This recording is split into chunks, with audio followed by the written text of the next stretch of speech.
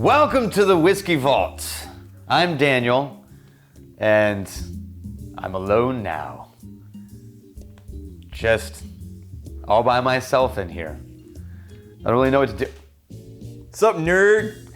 What are you? So I was thinking something. What? I was thinking. What are you doing? I was being super considerate, right? We got to do the distancing, okay? Yeah. And I take the ass end of the room. Yeah. And I'm facing the little corner here. Yeah. Like I'm in timeout. Right? And then I realized the only reason why I'm over here is because Daniel has couches. But there's nothing preventing me from sitting in said couches. Yes. I like to say Daniel has couches, as if the vault is mine. No, hold on. You hold on. You hold on. You know damn well. You know damn well. This was a point of contention.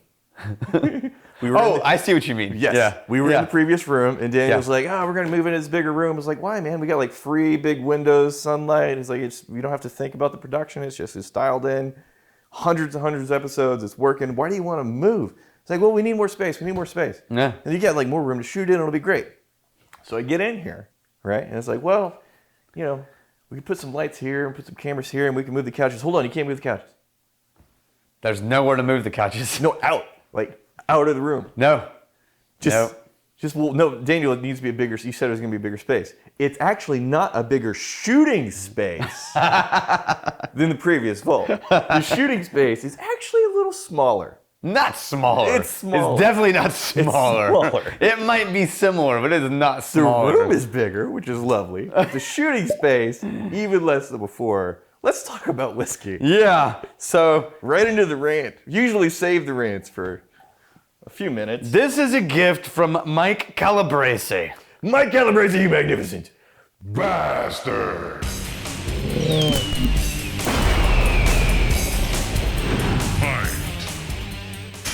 This is Liberty Pole, which is a Washington, Pennsylvania distillery, south of Pittsburgh. Yeah. And son of a bitch, I remember we reviewed their peated bourbon ages ago, but I don't remember what it tasted like. Yeah, man. But these guys give you so much information about their whiskey. It's really nice. It's really nice. I'm getting on the nose. For me, it's a sweet honeyed hay. Yes. Yeah. I agree. So there was something else there, though. Like a dry hay in a farm. Then that sweet, it's like a sweet tea honey type of nose there. I'm almost getting a strawberry on the nose, but with the not overly sweet, slightly and zesty. When I say sweet tea, like the actual character of tea, like tea leaves, that's in there too. So this is 16 months old. Oh, wow, pretty young. Batch 20. Yeah. This is, according to their recipe, wait for it. You ready for this? Yes. 57% bloody butcher corn. Oh. 57%. That's expensive. 18% red winter wheat, and then 25% malt. This is a malt-heavy bloody butcher corn bourbon. Malt is the second largest ingredient, not the third. I'm almost certain I've never had that mash bill. No, absolutely not. Yeah. I'm kind of excited about this. Yeah. But right now it is just sort of, it's pot still, by the way. Mm-hmm. Right now it is just sort of dry hay, musty notes. Yeah, and then you get some baking spices. It doesn't do a head fake with the nose. What you expect from the nose lands. Wow, this is... But you also get some baking spices in there with it. Is it me, or does it taste more rye spicy than any There's no rye in here. But there's spicy. There's some herbal character, but... It's so rounded, though. Getting towards the finish, there's like this moment that swelled up with fruitiness, which is pretty nice. These are 25-gallon and 53-gallon barrels they're using. This one's ringing in at 46% alcohol. That's probably because it's pretty young. That's probably how they got this much flavor out of that little time, relatively small amount of time. Started with the smaller barrels, get the barrel impact, and then they did a low barrel entry proof, so it's going to over. dominate on sweet notes from there. Yeah. Wow. Oh yeah. I really like this. Yeah. I mean, then granola shows up I'm going to say this is way more grass spicy than any whiskey I would previously have said I like this kind of thing. It's not what I gravitate to. What did you say the proof was? 46. So Okay. 92. It tastes more lively than that. Yeah, it's a lot more going on for a low proof whiskey. It has got complexity. Yeah. And I wouldn't normally choose a grass spice, herbal, spicy whiskey like this, but there's something about this one. It might be that it's so malt heavy that the malt is sort of wrapping around and rounding out the other flavor profiles. That Bloody Butcher corn is dramatic. It is dramatic, and I think it's an interesting, like the way this mash bill came together with this amount of time. It's this interesting combination of like a sweet hay, which doesn't necessarily mean it's dramatic, but it's wrapped with this spicy layer.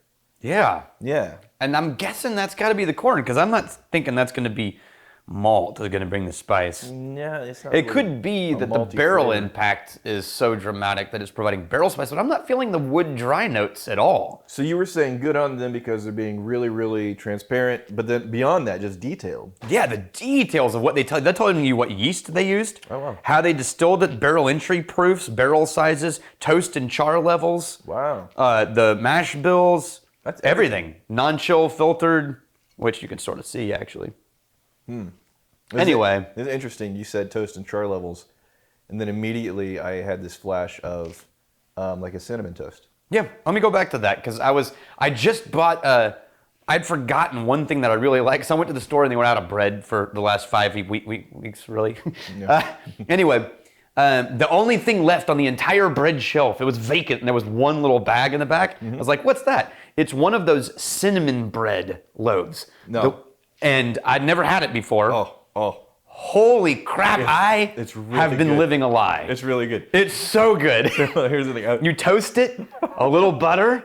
It's amazing. Jesus, it's good. No, I had been introduced to this. I'm a little ahead of the curve. Yeah. About 2 months ago. Okay. And unfortunately, my two boys have as well. Oh, no. So, yeah, it lasts about half a day. Yeah, the slices are about this big, Oh, yeah. but you don't need sugar. You don't need to dust it. You just butter the bread and toast it Yeah. and call it done. Yeah. And so more bread. However, I grew up on cinnamon toast that was like poor people cinnamon toast. Like It Wonder was Bread? like white bread, Right. toasted, sugar and cinnamon dusted and mixed together with a spoon. It's still nice. Yeah, and then you put the sugar over the top of it after you butter it, Right. and then turn the bread sideways until what stuff falls off, Yeah. and then you eat that, and it's basically candy. It's good. It's so good, but it's so sugar dominant, Yeah, it's cinnamon. just carbs and sugar. Whereas the bread that we're talking about Right. actually tastes like bread with a cinnamon accent. Yeah. It's not overly sugary. Yeah. And I think maybe it's more that direction. And it's an oily whiskey, too. I think it's probably from the pot still. You get these flavors that are just presenting as thick, rich, oily characters. All right. Yeah, well done, Liberty Pole. I like that. And it's Not at all Kentucky bourbon. No. Completely different planet. It's already interesting, and what that would be in a few years if they can manage to not get it like too oaky. Yeah, it might be that it would get more woody and then lose the young, beautiful spice notes. I'm a little surprised that the proof is in the 40s because it feels like the 50s. Yes, it definitely does. Yeah. We got Louis Ritchie. Anyone picked up any unusual habits while in isolation? I've started playing a lot of chess, and now I'm itching to get back to the Scotch Malt Whisky Society UK for a game and a dram. Yeah. Yeah. That's, So, but you picked up any interesting habits? no, but I've finally been able to get back into the studio again. Music. Yeah, Okay. but my life has been so insane. Yeah. The time I get free time to go back into the studio, it's like 11 o'clock at night, and I'm exhausted. But now I'm already at home. And I stopped doing stuff, and it's like 7 or 8 o'clock instead. Yeah. And I can go in there and sit and finally get back into working on music again. Right on. So 8 songs into a new album with the guys. I've finally had enough free time to try meth. Is that where you're sitting down? No, one thing I have noticed, though, outside of the meth, Yeah. because it's so hard to get things now. Right. And, usually I'm eating out at restaurants for at least half my meals. But now that's off the table, and the stuff that you usually get is just the go-to stuff. You're always trying like whatever you can get your hands on. And I'm much more aware and appreciative, and the kinds of like foods and drinks that my wife has been getting. Like even if I don't necessarily like it, I very much appreciate. Well, this is different. This is novel. Yeah. I never would have had this in another situation. Yeah, but because it's all that's left in the grocery store, we're gonna make do with what we can find. And stuff that I would have been like, oh gosh, I'm not gonna finish this. It's like, oh, okay, I'm glad to have it. Yeah. It's not my favorite, but it's definitely unique food experiences. Yeah, that, and then also, I mean, I think it's a lot of the same experience we have here in the vault. Stuff that's coloring outside the lines, that's like kind of weird and different. You don't like those things. No, But the funky adventures. I like some things. The funky adventures. Like, I taught my boys poker. Oh, did you? Yeah. Yeah, Texas Hold'em. Okay. Yeah. Right. Yeah. Cash does not handle it well when he loses all of his money. Oh. He cries. So but he is 9, so. Wait, we just blew right past that. Yeah. You keep your child's money? Well, no, we start him off. We use actual poker chips. Okay. So it's like when all of his poker chips are gone, he gets a little. He doesn't lose well. That is some tough love. Yeah. Whereas Jackson is like, yeah, I tried. We got Nathan Clark. Can we please have a tribe episode take place, including Nay built? He's probably meant any built around a seesaw. Oh. It's perfect for shenanigans and social distancing. Yeah. I don't know. An episode of Seesaw is not going to work well for me. That's going to be. There's going to be a lot of launching Daniel into the air. Or me. That's a lot of legwork on my part. Yeah, it's basically I just kind of hang out while Rex has to move up and down with his to get any movement whatsoever. Maybe we put like 2 of us on one end and Rex on the other end. So, did you ever go to camp? You see where I'm going with that? Did you ever go? Yeah, you're a funny person. Did you ever go to camp as a kid? Yes. Okay. Did they have like a lake or anything? Yeah. Okay. Did they have one of the things with the launch pads? Yes, you fly into the water and cartwheel. Just big platform, and there's this huge inflated pillow, like 20 yards, 25 yards long, maybe 15 feet high. And a kid will jump off of this platform, and another kid will already be on the big air cushion thing. The kid will land on it, and the kid that was sitting there just goes flying through the air. I want to do that with you. And you know who has a boat? Joe. Spicoli Joe. Yeah. And as soon as we get back out on the water, there's got to be a place on the water somewhere that has that. Right? There's in theory. There has to be. Here's the thing. I love the water. Do you? I love the water. That's interesting. I used to lifeguard. But you're such a cat. No, I love that. I could be in the water for most of my life and I would be happier. I can think of a half dozen sensitivity issues. No. Environmental issues. If I had a pool, that I would assume would cause you to just back out. If I had a pool at my house, I would very rarely be out of the water if I could help it. I'd love it. I love it. I'm gonna start and I'm a really good swimmer, and so any water environment for me is really fun. I'm gonna start a GoFundMe for Daniel's kiddie pool. In high school, Sarah and I were both on swim team. Okay.